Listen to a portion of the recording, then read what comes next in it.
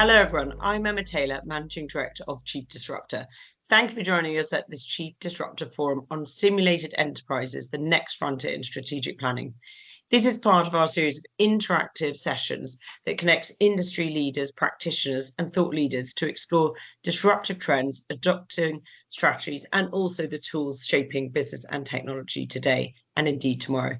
Chief Disruptor is the community for disruptive business and technology leaders, and we've been lucky to work over the last 20 years with a number of fantastic members across all industry sectors. Our aim is always to get beyond the hype and to leverage disruptive trends through insight reports, content, and community activities, for which this is one today.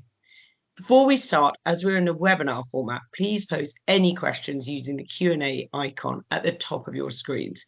And if there's a question that's been posed by someone else that you would like to see answered, please do upvote that question. If you're using Teams via your browser, then we're going to ask you also, and you can't, submit a question that affects you, please do email us. Email those questions to membership@chiefdisruptor.com. So let's dive into today. Today, obviously talking about simulated enterprises. So where do we live today? In this fast-moving, uncertain world, senior leaders are expected to make high-stakes decisions faster than ever. Research shows that 73% of senior leaders feel that their organizations struggle to act fast on data, and also that 63% say that they lack confidence in forecasting. Traditional approaches, static reports, spreadsheets, and intuition simply cannot keep pace. Simulation, which involves dynamic, data-driven models of enterprises and their activities, offers a powerful solution. Such simulations allow leaders to test strategies against realistic scenarios, identify risks and opportunities before they arise, optimize process across the organization, and build resilience while exploring growth opportunities. Beyond strategic planning, simulation can also support a whole range of activities, for example, training individuals and teams in a safe, repeatable virtual environment. Simulation capabilities are improving rapidly, driven by advances in digital twins, AI, data management, and XR, or extended reality, such as VR. As one example, in the UK, 41% of large enterprises have begun experimenting with digital twins at scale, particularly in sectors such as manufacturing, retail, defence, and also into financial services. These virtual modules create a safe environment to stress test decisions and strategies for real-world execution. Today, we'll explore not only how simulation capabilities are advancing, but why C-level leaders should care and act. Particularly today, we found that the audience has been focused into defence and other areas. So we're going to have a bit of focus on that group. And so whether you sit within defence or indeed whether you sit in non-defence industries, we hope you'll find today very valuable. So I'd like to invite our panelists to introduce themselves, share a little bit about their extraordinary backgrounds, and also explain their work on simulation and strategic planning. So welcome to Andy and to Matt. Andy, I'm going to start with you. Thank you very much indeed. Thank you, Emma, and good morning, everyone. So yeah, my name is Andy Fawkes, and it's great to be on this panel. Thank you. I'm a consultant. I'm a mechanical engineer. I've been in this area of defence training and simulation for 25 years. I've not managed to escape. I got involved accidentally, and now I'm still involved.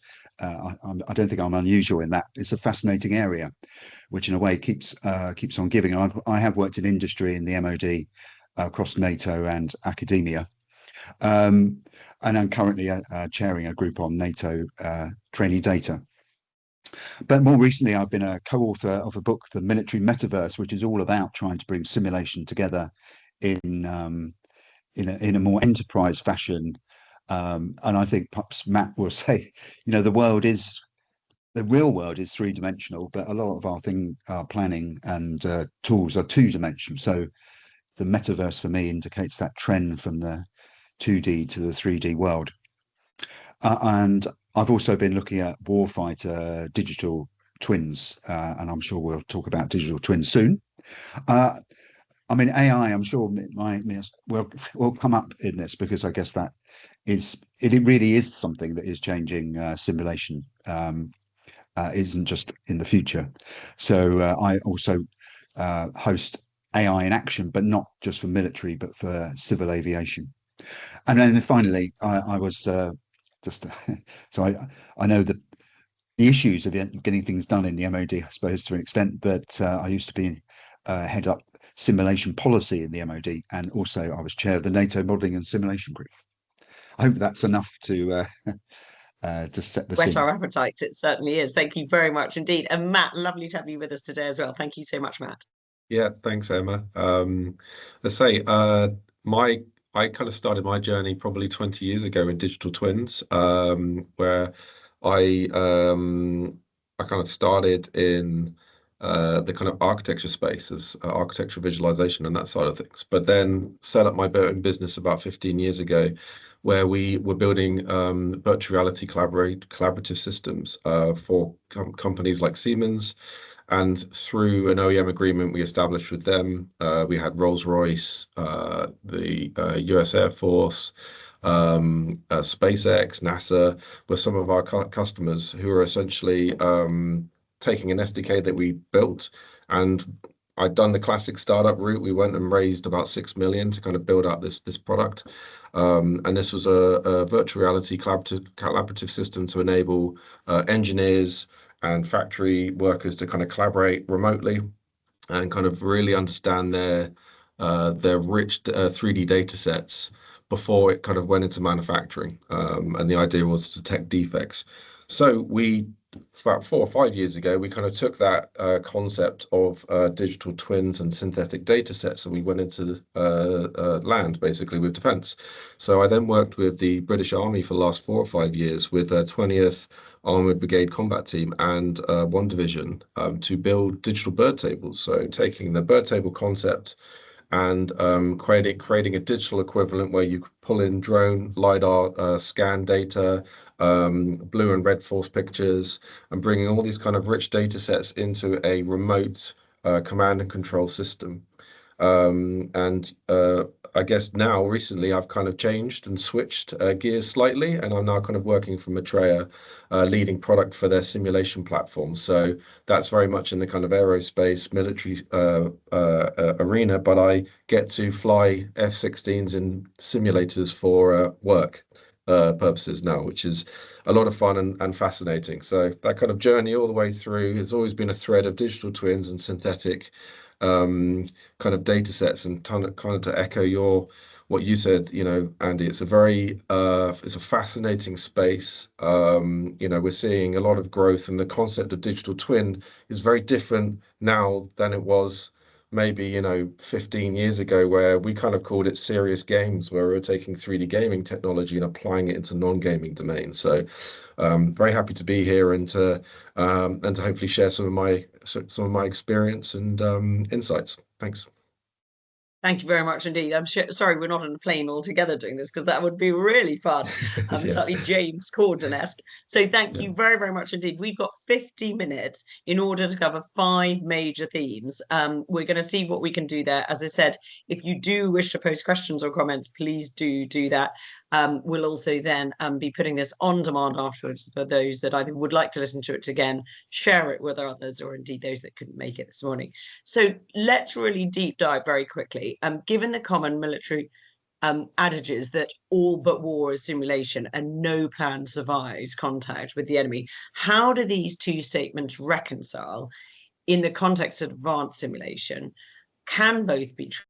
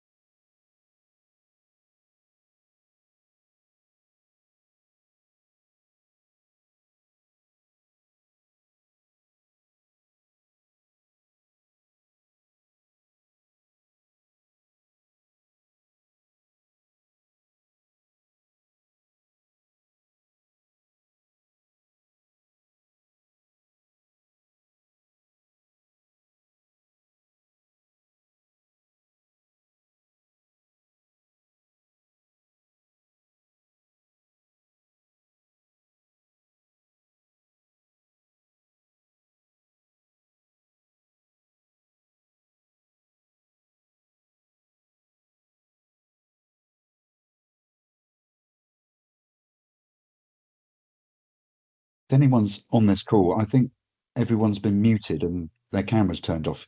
Yeah, Matt, I've just oh, hello, Matt. rejoined, so hopefully I can talk again. Yeah, Sorry. yeah. Right, we're back, I think. Well, maybe we could keep talking. Yes, we had the question, Yeah. right? So we got that far with the first one.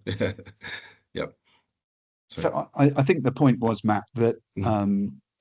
it doesn't matter how well you plan. I mean, in a sense, you do have to simulate. The military always need to simulate events before they happen in order to, maybe develop courses of action and so forth.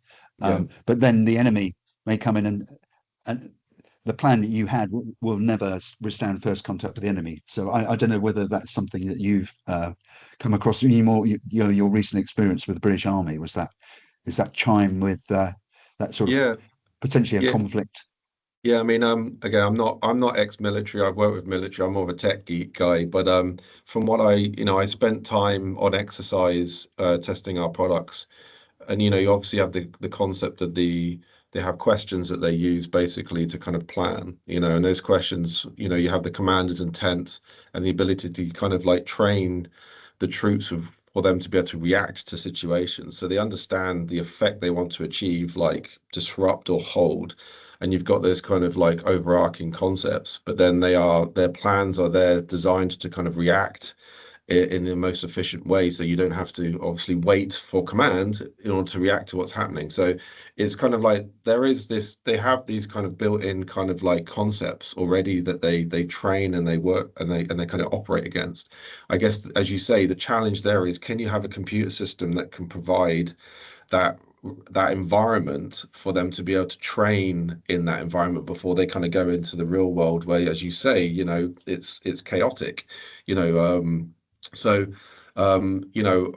we started to look at kind of AI with our digital bird tables, where, we started to explore, like, if you can bring in kind of rich data from previous battlefields, for example, previous operations, and you're sitting on some of these kind of data sets, or you can digitize them, can you feed these into models to actually perhaps enhance wargaming, for instance? And that was kind of going to be our natural evolution with the product. That was kind of our next step. But at the very beginning stages, all we were kind of doing was bringing in JChat feeds, which was sightings, and then we were running that through machine learning to basically enable the analysts in the intelligence side to build out the KIP, the central intelligence picture, more rapidly. So that was what initially we'd begun working with. But we could start to see, like, stepping ahead into the future, like, if it's garbage in, garbage out with AI, right? If you are sitting on these rich data sets, or you can create these rich data sets, if you can use these kind of more advanced modeling systems, can you create a more fertile environment with which to train or plan, against, if that makes sense. Did you? Yeah.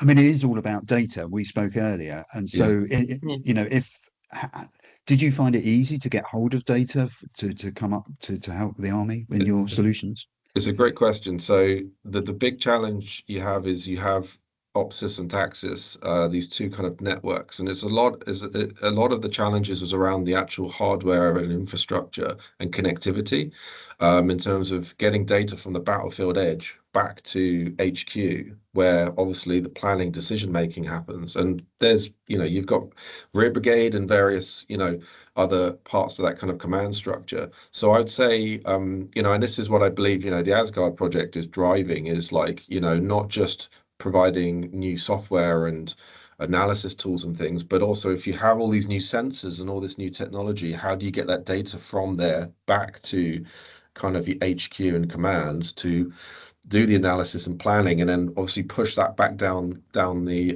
kind of networking stack. So I think it's a hardware and a software challenge as well, and again, data as well, and data flowing through. You start to, as you unpack this, you go, if you want to look at the most up-to-date AI modeling tools, their data centers are enormous. They're vast in order for them to process the information to give us the fidelity that we need. So is that challenge as well, as how do you place that? So, I mean, again, we were only beginning to touch upon some of these with the work that we did, but with Asgard, we started to get again a view of like we're going to get even more data. That's what we want. We want even more data and intelligence, but you also have to have, the network backbone and infrastructure in place, the software and the technology enabled to process that data at speed, and then obviously the analysis and the smarts, the intelligence, in order for you to kind of actually get some sense and some value out of that data set. I think it kind of hits a lot of those areas. And if we were continuing with the work that we're doing on digital bird table, that was very much the problem set that we'd be, I think, tackling now. Yeah, I mean, none of these exactly. issues are particularly new. Oh, sorry, welcome back, Andy. No, Yeah. exactly. Yeah, Yeah, good. Thank you very much. exactly. Yeah. Yeah. Yeah, hopefully we just tried to keep going, and I hope for our listeners we Yeah, did. no, thank you. Thank you It very was much indeed. there The was a moment storm, there. yes, We had to make a decision wonder if the storm Amy kicked in. to keep going. Exactly. Yeah, What I've do no, they been thank say? you so much Flexible indeed. I've been on agile and live flexible. exercises where the network went down a few times, so it's all good. Yeah. Yeah, yeah. Yeah. Well, I'm not too far from We just Salisbury Plain, so yeah, we live and breathe it, don't we? And just crack on. in Yeah. terms of, and thank you both for so much indeed. Um, how are we going to effectively integrate simulation-driven insights into whether it's existing military or non-military planning processes to create that enhancement that we think is available to decision making? So it goes from a tactical level actually to a strategic level. That's something that matters to all of our members, whether they sit in a military world or indeed outside that military world. How do we get that right? Andy, what do you think? Um, it's an age-old question, and really what is changing is technology, I would say, but and maybe cultural to an extent. But maybe we're seeing in Ukraine where actually lots of things have had to be decentralized. That it's almost a decision is how centralized and how decentralized do you want to be? How and as in war, that's always a balance. I think in Ukraine I guess some of these technologies are now in the hands of soldiers, really, where they can actually do a lot and make decisions locally. In fact, they have to, really. So I guess it's almost a question of what do senior leaders have? What do they do? What added value do they have? What information do they have that no one else can act on, perhaps? I think these are all issues, and maybe this comes down to culture as well, where how much military leaders want to decentralize. I mean, I just want to pick up one point about Ukraine, and I have seen this. I've seen this where because it's been gamified, particularly for drone pilots, it's gamified. They're getting really good intelligence back because they have to justify their kills, and so that whole world of war and decision making and data is changing. Where the sort of crucible of war is changing all of this really quickly. I'm not fully answering your question. I don't know whether someone in let's say strategic command or cyber operations now is sitting there making all these decisions, and will they have an AI tool or simulation there that is constantly giving them new courses of action as the war changes? I think I mean, it potentially is doable, but is that a good thing? I don't. Maybe we'll touch on this later about the whole issue of the human side of conflict, and um, that even if you've got loads of great plans, then none of them are actually going to work. But one of them may work the best. um, Yeah, no, absolutely. Matt, so I don't what know. are your thoughts Yeah. there? Yeah, it's tricky, isn't it? How are we going to integrate these insights into planning processes? Because I think you're absolutely right, Andy. Culturally, whether it's within defence or outside defence, we find that is the major challenge every single time. Yeah. I think I think it needs to be a collaborative effort if we were looking at solutions, right? And that it can't just be, what I'm seeing is, a lot of startups appearing in the space. We're seeing some, kind of VC money moving into defense as well with an eye on dual use, as a way for us to kind of move quickly. I think the Ukraine conflict, obviously, I think has highlighted just how rapidly things are advancing in terms of they're working to weekly iterative cycles, I hear, in terms of, they have to innovate on a weekly basis, which is a staggering speed. And it's like, how do we match that kind of speed, especially as like NATO organizations? And what I'm seeing is, I hope is starting to join these dots up with small businesses, small companies being able to kind of like run fast, but being coupled with obviously the actual, bringing them closer to the kind of the defense organizations as well, so that what they're building is actually going to be applicable and useful. I do think there's maybe hopefully some more work being done there to join those together. Like you got companies moving real quick with tech, and we've got obviously the battlefield moving really fast over in Ukraine. How can we actually connect these things together, so that they're actually building the right things at the right time to kind of meet the needs that we're seeing? I see that as kind of like part of the fundamental challenge that I think, I'm beginning to see, movement, I think, in that. But for instance, for us as a startup, it took us 18 months from engaging with the British Army to actually seeing any cash come in. And that was when we first started about 5 years ago. Very long cycles. And I understand why. It's public money, there's a process, etc.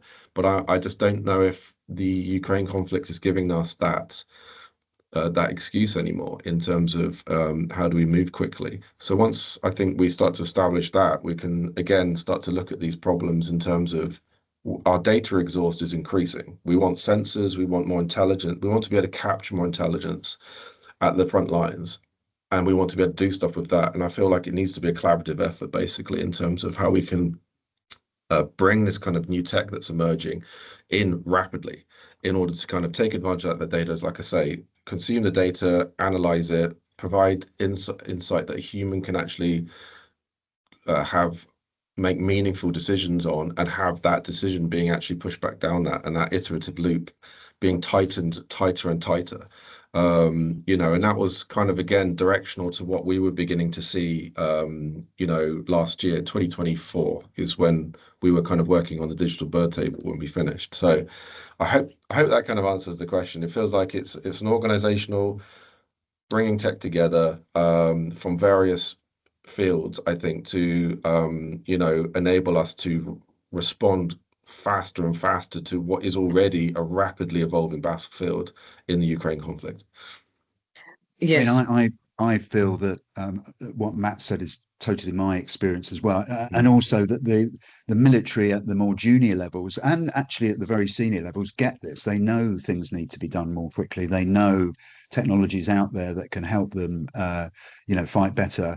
And there's lots of initiatives, but I mean, one of the things I don't think the MOD is very good at, for example, or maybe any organisation, is coordinating their efforts. Not necessary to say you shouldn't do something, but even just be aware of what's going on in the organisation as a whole. I heard a rumour, could be a rumour or it could be true, that there's 100 units looking at drones, training for drones right now. But then, is that being coordinated?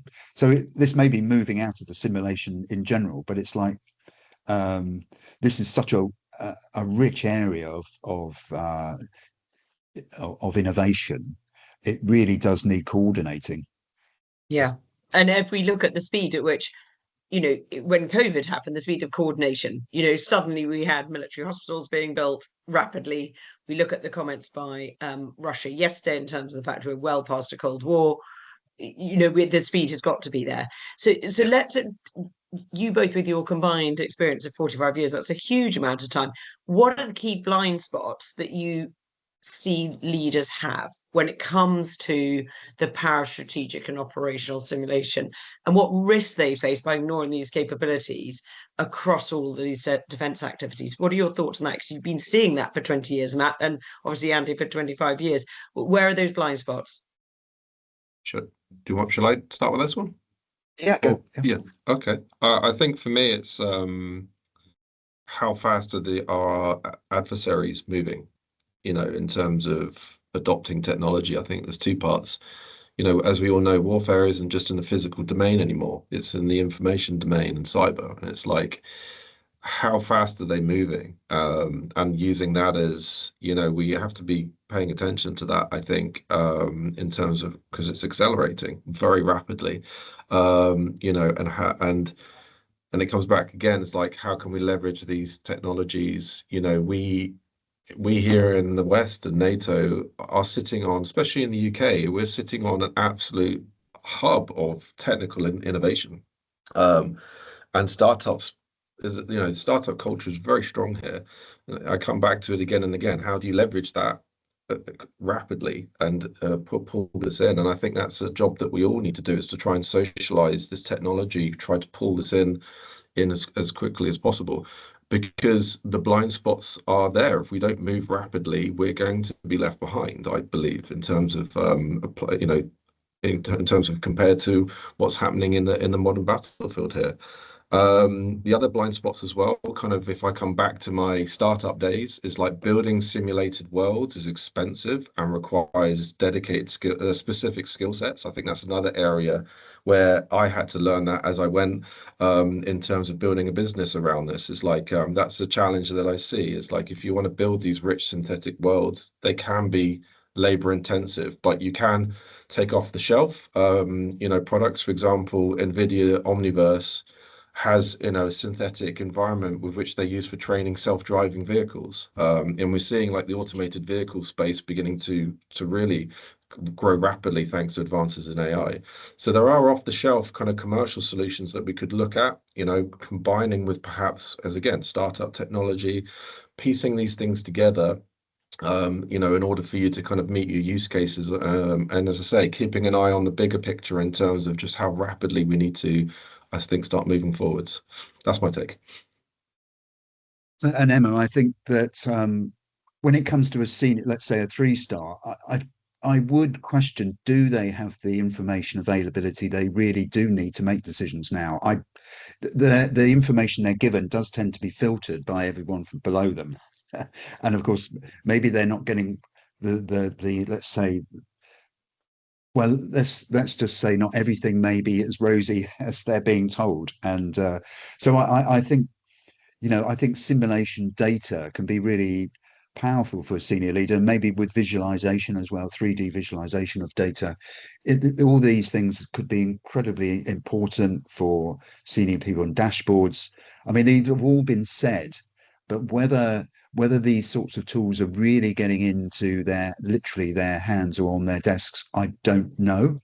It'd be great if they are, but I still wonder, looking from outside, whether they will be getting all the information and data they really do need to make a decision that hasn't been filtered by humans that maybe want to tell a different story. Let's put it that way.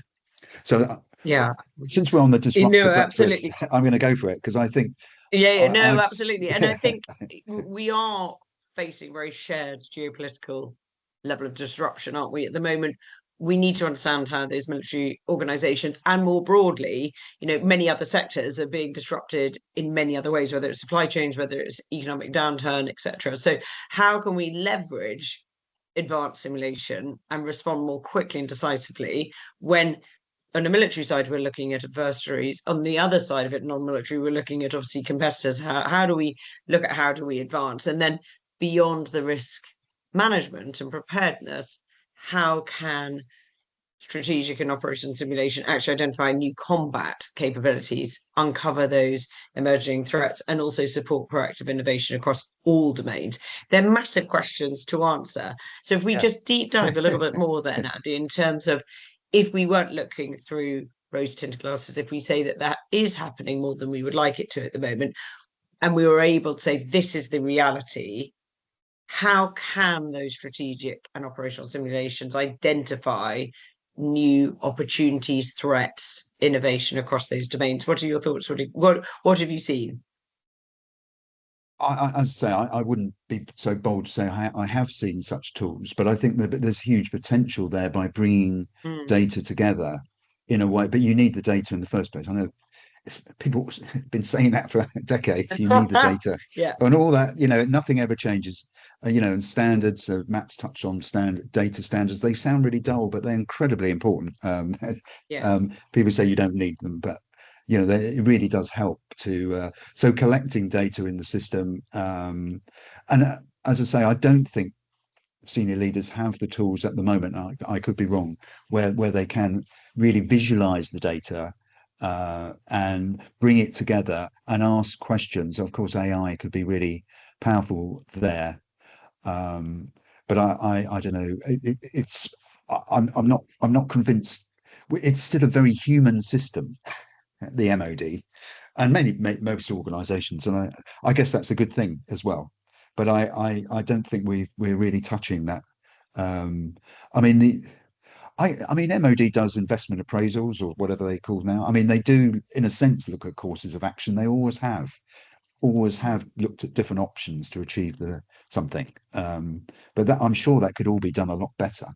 And as Matt's touched on, it needs to be done a lot better and a lot quicker. But there's always, and it is a danger, that you say, oh yeah, I'm going to follow this one company. They seem to have got all the answers to this, and then ends up a complete disaster. So it's yeah. I don't know whether Matt wants to, Yeah, because yeah, in a way it's you were trying to do it at a sort of brigade level, but if we're talking about some 3-star in main building, did you think what you were doing could be transferable higher up? well, we were part of the Zodiac project, which was obviously a wider iStar kind of initiative, which was bringing in again lots of we were part of a consortium, I guess, of companies. And in that sense, it worked pretty well. We worked closely with Atos, who were providing the actually intelligence tools and the intelligence backend that connected to JChat. And that's where it worked really well because we worked closely with them and we were able, we create the first version of our bird table in 2 months. Like that's how fast we were running really. And for the next kind of 4 years, we did, I think, 4 versions of it, delivered it rapidly. And I think it can work if you can bring the right people together. But you're right, it's like it's a very broad topic, the synthetic world and simulation, because it touches on very, very wide kind of both technological and structural processes.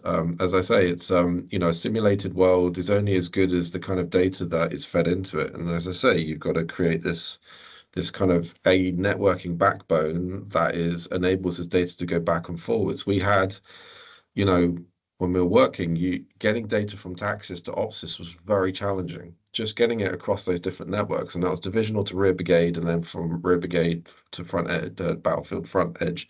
That was challenging, just simply getting that data backwards and forwards. So it's like, okay, we need to kind of figure that out, which is what that was part of the work with Project Convergence, was one of the exercises we went on, which was a joint NATO exercise, which was about can we actually join these networks together. This work's kind of ongoing, and I think it will continue to be ongoing. It's a continuous process of evolution. But what Ukraine's beginning to show as well, again, is just as an anecdote, is the drones all have Ethernet cables now because they want to be zero emissions. That it's not enough to just be able to have connectivity backwards and forwards. You have to think about emissions as well, in terms of how minimal can we actually keep the emissions on these various devices or sensors and things, and that could give off your position, and you then get hit by a drone or artillery strike. There's a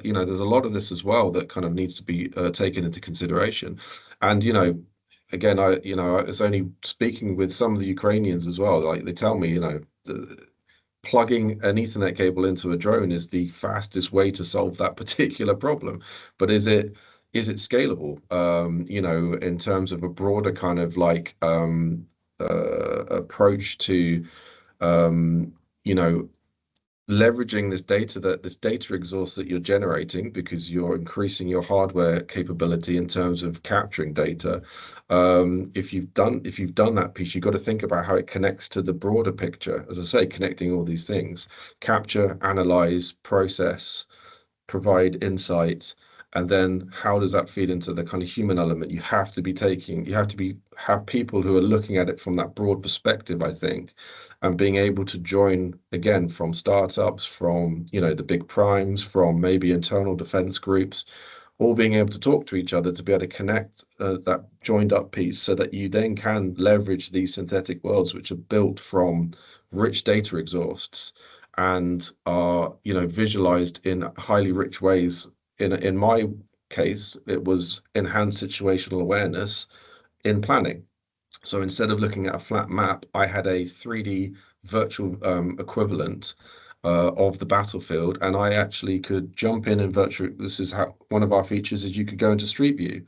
Literally, as an officer, you could go, right, how do I need to really understand this space?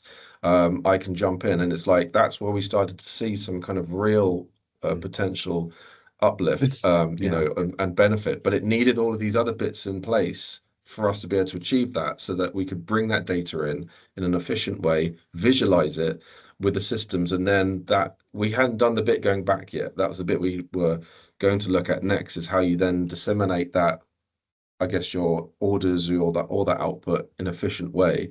For example, do you push the virtual technology down to the front end? You know, we see with the I guess the troubled IVAS system over in the US with the VR HUDs, like, you know, actually giving that to the soldier in the field. How, you know, that's another interesting kind of aspect to this. You've got rich data maybe at the HQ end. Can you push rich data to the front edge as well?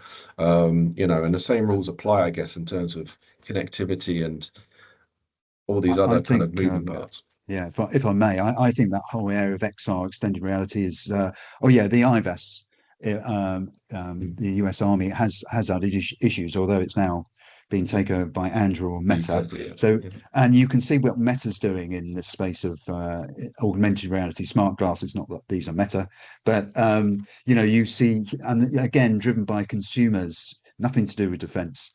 I see there's that by the end of this decade, I think a lot of that technology will start hitting the military in a way that is actually useful for them as well, because we're going to start doing it in the real world of consumers. I think I've been droning on about this for 20 years at least of the impact of gaming and consumer, and I've seen where Unreal Engine, which for those who don't know, is a gaming engine, where it's an engine that is software that used to develop games, but also serious engineering stuff as well these days, and that's being used on the front line, so they can visualize.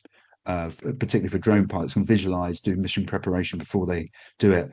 And I know in the UK has funded an Unreal based sort of mission prep system. So you know, we need to really think about technology coming from outside, and it is ubiquitous and it's quite cheap for the most part. And people joining the army, if they, well, I'm a gamer.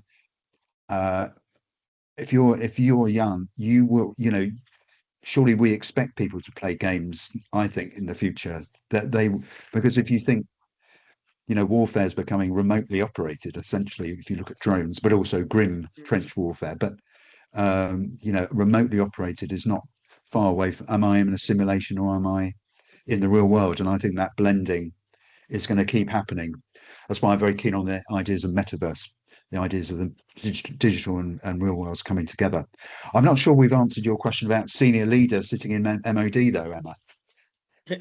Well, it's interesting, isn't it? I mean, I've got two children, one 8 and one 11. You know, their homework comes home, and then they gamify education as well. So, you know, that next generation coming through is all about gaming, and is the way they think. So if we want those trying to sort out wars and to support and so on, then actually gamification is absolutely front and center. The metaverse side of it, of course, for that generation again, is something that they feel that they live and breathe all the time. So we're in a, you know, if we look at the natives and those that, you know, have never seen anything different, certainly don't remember a Filofax or a Rolodex. You know, we are in a different world, aren't we, to where we were. I think one thing that you both mentioned earlier on, and indeed goes across every single sector that we work with, is about trust. One major thing is culture always, data always, sadly, but also then trust and challenging. the insights. So rather than just saying, yep, of course they're right, actually challenging those simulation insights. So if we can delve into that a little bit, because I think coming to your point, some of those more junior members of an organization, those very senior, may get it, for want of a better expression, but it's about making sure that everyone is on that same path together. We've obviously got a lot of people who are very bright, very competent across different industries. And how do those senior leaders or commanders actually customize to questioning intelligence or forecasts and so on? How do they develop the necessary understanding to trust the insights derived from complex simulations? And when should they critically challenge these outputs for strategic and operational planning? Matt, what are your views? Because you've seen it live. How do those senior commanders, in this case, or just leaders as a whole, actually develop that understanding? But also, how do they challenge it?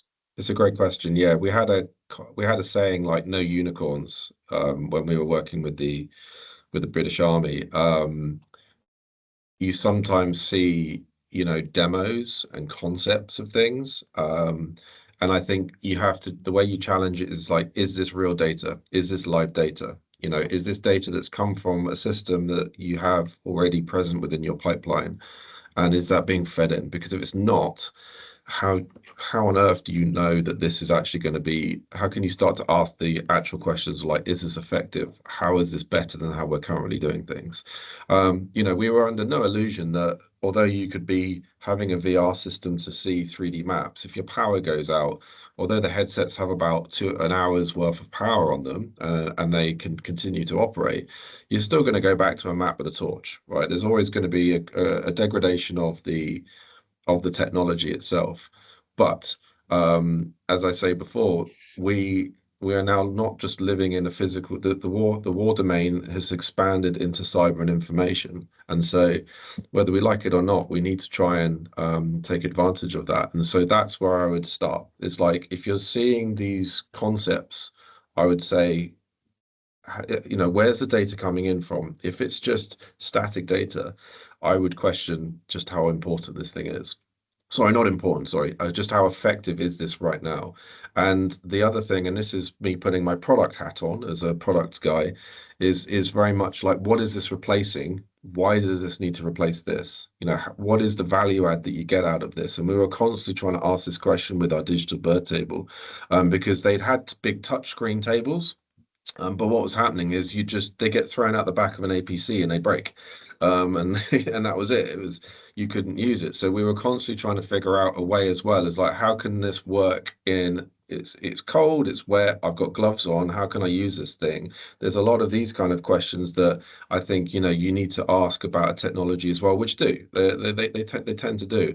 But I think also giving the project a chance to iterate as well, and not just going, oh, VR's 10 years behind. No, I've had that as well. And I think that is another, you need to be careful of that, because it's like, there could still be use cases where this technology can really benefit, but it could take some iterations of you testing, bring your data sets in, try some concepts, iterate and loop on that, and bring feedback in. If you can bring the technology and the people who need to use it together in a meaningful way, and I know that's not always easy because everyone's busy and trying to, complete their tasks and solve their problems. But I feel like if you can get that mix right, you then can really start to build or adopt technology that can actually be a real value add. I totally echo what Matt said about technology. I've heard people knock technology because they've seen technology, and then they knock it and they never want to question their original prejudice, and they don't keep up with how technology is advancing, and their view is out of date, frankly, bluntly, but they've never been questioned. They don't have a questioning mind. Why? Oh, VR. Oh, it was bit rubbish, you're sick, but actually that isn't true anymore for the most part. I just wanted to this issue of senior leaders, having worked with a few in the past, not recently, but I mean, it is this point that no plan survives first contact with the enemy. It doesn't really you've got to make a decision based on incomplete information. It probably is wrong, but ultimately you've got to make it.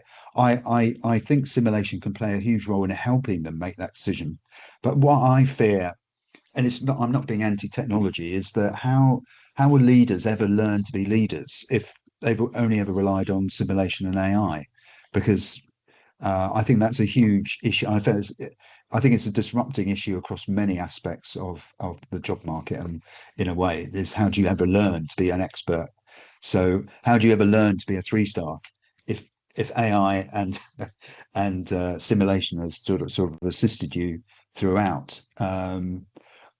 But maybe war will just eventually converge where it is just machines against machines, and then there will be no human enemy who's going to make an irrational decision, which is actually a good decision. Yeah. So, yeah, it's truly a fascinating area that needs to be continually looked at. And there are contradictions in lots of this as well. I think that technology offers so much opportunity, but also risks that we're all learning about. Actually, who would have thought that?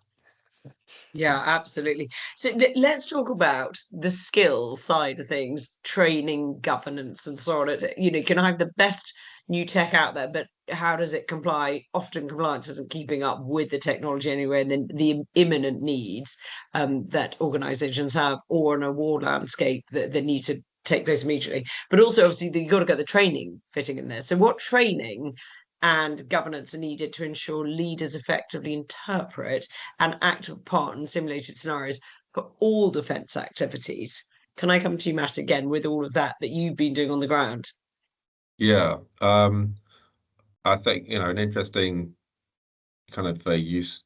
Well, actually, we had to get the HoloLens 2 accredited, and that's one of, I think, the challenges of new tech, especially if it's, got on board, compute.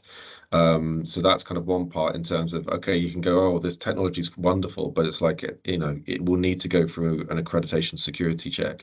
So we had to strip, just anecdotally, we had to strip the OS right down of the HoloLens 2 so that it just did not communicate with the outside world whatsoever, and everything was tethered.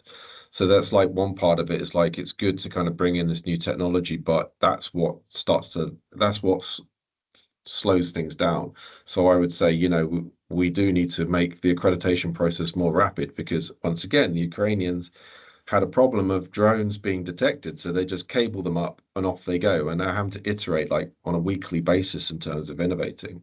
So, the adoption of new technology, I think, is a challenge. The training one's an interesting one, because what we were seeing was, if we were starting to roll out these kind of like next generation tools for, operational C2 planning in the, sorry, if this technology, if this new products were being rolled out in operation, how do you then train, the kind of next generation of officers coming through? And we saw that as a logical kind of next step, in that, if they want, they're going to want to use the same tools that they will be actually using in the battlefield, for instance. So, although, I did have some really great conversations with the Defense Academy and, those kind of groups, and we started to see that as like, if you're building these new tools, you want your soldiers to be training, particularly in land, you want them to train in the same tools that they'll be using. And how does that work?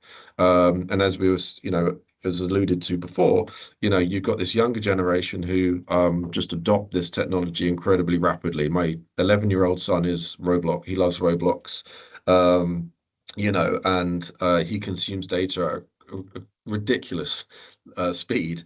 How can we, encourage and, leverage those kind of like digital natives, so to speak, with this new technology? And again, that joined up piece there, because if you unpack that, it can get really interesting, because you've got this digital bird table which is pulling in all these different data feeds. what happens if you could actually train AI models from the last 70 years of battle, basically to have your officers wargaming? Again, I totally agree with Andy, is like it probably is not going to ever replace actually going out and doing real exercise and you know, the kind of the real world where the power's gone out and you've got a torch and a map. But you know, in terms of if you do have these kind of new technology, is there other ways we can enhance that training experience and that synthetic environment to, you know, hopefully get them further along, you know, in terms of their training? Like, can we reduce the time or training time that they need by using these kind of synthetic worlds and this new technology? And if that technology happens to be similar to what they're actually using in the field, then even better. You're adding even more kind of value there because it'll be familiar for them. I think I see that that's what the conversations we were having, you know, with the digital bird table, I guess in 2024, I think mostly. Thank you very much. Andy, thoughts when it comes to training, but also that future of leadership in a simulated world? That's a massive conversation to have. Yeah, we've only got 5 minutes, I think, isn't it? To no, I don't fully get this sort of young people thing. I think everyone of every age should be aware of all these technologies that was going on, and they should play games actually just to at least know what people are talking about. I actually, I'm quite in my 60s, and I think anyone in my generation has had every opportunity to play games. I think also I would say that. That the experiences people have should be similar to what they have at home, where they can track their data on Steam and Roblox and Fortnite. They can track what they've done. Um, and picking up that point about, you know, data, I know an Air Vice Marshal recently has said twice in two conferences that, you know, he's flown a Typhoon simulator for 20 years and all that data has just been thrown away when it could have, or deleted. It could have been used for so many different things, and we're not, you know, the data there's so much data we could be using. And security, again, Matt made a really great point there about security, but and obviously look at companies like Jaguar Land Rover and well, Harrods, whatever, you know, which week is it? Yeah, it's a huge threat. But on the other hand, if you spent a year getting accreditation, you know, the war may have been lost. I think there's a huge challenge there. And you know, you could just suck the life out of some of these technologies if you if you put that risk too high. So all the time it's about agility and making actually just those sorts of decisions. You know, am I more worried about the cyber risk or the fact that my boys and girls won't have it in the next month? You know, discuss. I think those are the real decisions that people are going to have to make more quickly than they do. That's probably outside of the simulation world, but I am, you know, I've seen that time and time again. So that, you know, Agreed. the security risk is put higher than the operational risk, even though I know security is important. Yeah, So yeah. absolutely. Um, yes, I agree. And in terms of sort of with all of your experience, both of you, by the end of this decade, looking to 2030, do you feel that every major military organization will utilize strategic and operational simulation at the core of its doctrine or not? Briefly, I'll wait for Matt. I mean, Yeah, go for it. I would like to think they would. I think we do need to move quickly, and in fact, even more quickly, frankly. What are we waiting for? I think there's huge urgency in what's going on, what we're seeing with Russia in particular. I want to feel that the MOD is more urgent about it, but I don't. You know, they still say, "Oh, we're going to launch something next year." Well, we could have lost the war by then. I know we need much more urgency in this area. But yeah, I would like to think simulation of some kind is on every desk of every person in defence, in the ministry and the military, and whether they're using that for making decisions, visualization of new equipments, collaborating, as Matt knows all about, collaborating in 3D, or using it for training and mission preparation and operations. I think it will be ubiquitous across the board, and it essentially simulation can bring together AI, data, and digital twins. And I think XR it shouldn't be underestimated. I think again, by the end of this decade, I could imagine we're all wearing glasses. I think we'll all be wearing glasses with some form of some augmented reality of some kind.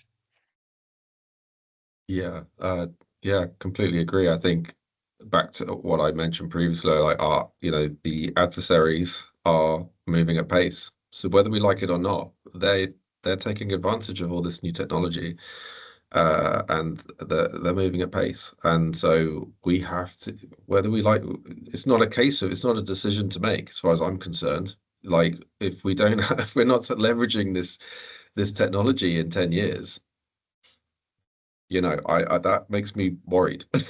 But what gives me hope is as I've mentioned before, I'm seeing, movement in terms of startups, VCs, the kind of like the commercial world kind of coming into this dual use. I think it gives me hope there that, and again, if I'm I guess technically dual use because we started in the CAD space, which was digital twins of big jet turbines. And then, that we could then take our technology and we applied it into defense as well. I hope that this kind of dual use aspect of kind of developing and acquiring technology, I hope can grow, because that I think, is going to be is what we're going to need in order to be able to get in 10 years time, where everybody is being able to take advantage of synthetic data sets with their smart glasses, which are highly secure, enabling them to communicate from battlefield edge right to divisional level. But I feel like it's everybody in the defense community, I think, needs to be driving this if you can, because, it requires these people at the top in defense who, as we've discussed, need to be aware of this technology. So if you're, can you bring this to them, in a meaningful way to kind of socialize this both up and down the kind of chain of command? And as I say, pulling together, the technological kind of might of, the UK and kind of NATO partner countries, and not just relying on just the big primes who have, very much a place in this. But as I say, bringing together these kind of smaller I mean, I'm biased because I'm an ex-startup guy, but bringing, these companies who are genuinely trying to run really quick, to try and, bring these kind of new technologies to bear, and trying to solve these really hard challenges of, running AI in smaller data centers, being able to, train autonomous drones like in really efficient ways. I mentioned NVIDIA Omniverse. It's like that's used so that a vehicle can drive 10,000 journeys in a second, in order to train AI models. Like, as you start to join these dots together, it's like it's not a one thing fits all. Yeah. It's No, a collective, I think, both up absolutely. high and low Yeah, together, to I achieve Just a this. advise. quick one, because I Hmm? know we're about Yeah. to run out of time, Oh, and I'm yes. so Yeah. sorry, Andy. Just very quickly, a couple of questions that came in. Sorry, forgive me, Andy. A couple from John, actually, from Capita, who said, and I think we've covered some of that through the conversation, which was trying to avoid fighting the last war. How do we think we keep thinking innovatively in simulating enterprises and battles, and how we watch from the Russian invasion of Ukraine? I think that's been illuminating, and I think that's been covered quite a bit during this conversation. I know we're going to lose you, Matt, in a few minutes. So I think certainly John and Matt, please do reach out to one another so you could do that. But the other thing that he said Yeah. was, isn't the critical value of digital simulations the ability to demonstrate scenario variants, forgive me, in quick succession to help decision makers focus in where they think key factors are in play, obviously granting already Matt's remarks, and that data is critical. So just a quick one on that, Matt, for you, because I know we're going to lose you, but isn't the critical value of digital simulations the ability to demonstrate scenario variants in quick succession? Thoughts Okay, on that? that's a great question. Let's see, if I very quickly can answer that. Um, yeah, I think, yeah. So again, the natural extension that we were trying to see is, you know, could you, again, if you've got a rich data exhaust that you can pull in to train your AI models, could they be used to augment within the simulation? I think we're beginning to look at this. We're doing machine learning to kind of like analyze JChat feeds coming in. So it's like augmenting human, so to speak. And, you know, and I think, you know, there's likely definitely some potential there where you could have some, I guess, AI modeling that is allowing, you know, you to be able to generate, you know, because they have COAs, courses of actions, and they maybe generate 2 or 3, but could you work with an AI model to be able to generate 20, 25, 30, but it's actually doing, you know, some of that kind of decision making for you, where it's actually doing a lot of that kind of calculation. I mean, this could unpack into something very, very large, but I think, you know, what we were seeing was just the very first initial benefit of the work we were doing was the ability for them to just be able to change the data set rapidly, because they would have a map with acetates that they printed out. So if they actually wanted to, you know, they couldn't change like the kind of like the map level up and down. You know, what we were beginning to see was, if you've got a mutable data set that you can change and you can layer different data sets in and out, and increase the situational awareness, you should, in theory, allow, I guess, richer decision making, as in they've got more information that they can actually use, as opposed to an abstracted data set in a sense, which is obviously a flat map with symbology and things like that. That's what we were beginning to push against. I don't know if that answers the question, but we were beginning to see, does it enhance situational awareness? Yes, because you're actually giving higher fidelity data to people to be actually, I guess it's less about the number of the ability to demonstrate scenario variance in quick succession. I think it was less about the volume and more you know, the quality of decision making that they can make. I think hopefully that's answered the question. Absolutely. Yeah. No, thank you. And something else, some comments from Darren. I know that Matt's going to go. I've got to We'll jump put in, those yeah. comments into Chief Disruptor Insights. This recording we'll put through to make sure that everyone's seen it. But certainly simulation should be seen as fundamental to planning, threat and opportunity management and scoping. We need to capture the skills in our organizations and encourage those to actually develop through young people and others in their own worlds in their spare time, actually taking on these new ways of working, whether it's Unreal Engine or other. And within the public sector, we need the delivery mindset to bring these tools to the forefront, with governance set at a minimum level required. Again, coming back to Matt and Andy's point. Lots of brilliant things to do. I'm so sorry to cut us short. It's been a really interesting hour. I've certainly learned a huge amount from Andy and indeed from Matt, and a huge thank you to you both for your compelling discussion, but also to all of you who've joined it and also asked insightful questions, and those that have also requested this on demand. We'll be posting the recording of today's discussion on chiefdisruptor.com on our YouTube channel, and please do share it with colleagues and with teams. There sounds like there should be a further discussion, obviously, through LinkedIn private messages and indeed more broad messages, so we'll get that out there too. Our next 2 webinars are on evaluating tech investments and ROI, and also setting up for 2026. So we'll make sure you're aware of those. Do join us for either of those. Setting that 2026 tech agenda is going to be absolutely key for many of you. You can register for those, and indeed any of our forthcoming events, through the activities page on our website. I'd also very briefly like to take the time to let you know about us running the Defence AI Centre Connect 2026. So that's Date Connect 2026. That's the 3rd time we're lucky enough to be working with the Defence AI Centre. That's running in March 26. If you as a company are interested in having a presence there, or indeed running an activity for you, please do get in touch with us to discuss partnership opportunities. But a big thank you again to Matt, to Andy, to the Chief Disruptor team, and indeed to all of our members for your ongoing support. We look forward to seeing you at one of our upcoming activities soon. Many thanks, and hope you all have wonderful weekends.